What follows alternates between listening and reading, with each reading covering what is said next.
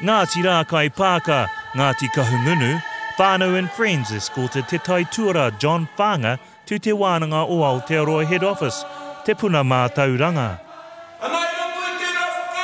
John joins us with more than 25 years' experience, working with and for government and Māori across a range of sectors, including education, health and community development. His last role was Chief Advisor of Whaanga Investment at the Tertiary Education Commission. For me, it's all about excellence. I want people to know that Te Wānanga Aotearoa is not a second-class option. I think universities and other institutions in this country proclaim how good they are. I think the Wānanga under-proclaims its goodness. John's Pōhiri signals a new era for Te Wānanga o Aotearoa, as he is the first member of Ngā Tumu to be officially welcomed.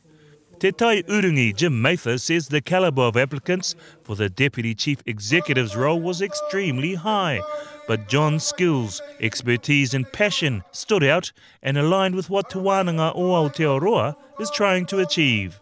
John's a very strong leader at the iwi level.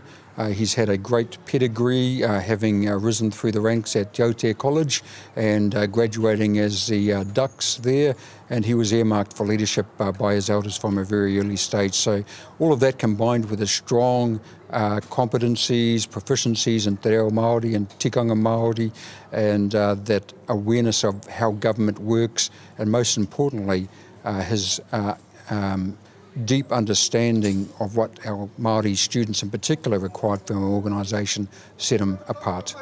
He was attracted to the role because of its history and a determination to empower people through education.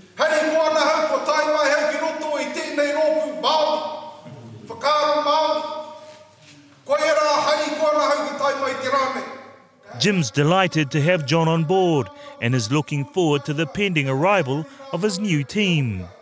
He will have 3 tumu reporting to him in that role: tumu akoranga, tumu ratonga and tumu ara mātauranga. So John is going to be specifically focused on that whole area of educational excellence.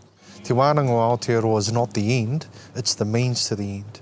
What we provide is the ability to transform people and their lives, their circumstances and their whānau, and I'm really excited about that. Once the executive leadership group are on board, Ngā Tumu will visit the rohe as a team to see the inspirational work our kaimahi are doing to transform people's lives. Te anga Nathan, Te Wānanga o Aotearoa.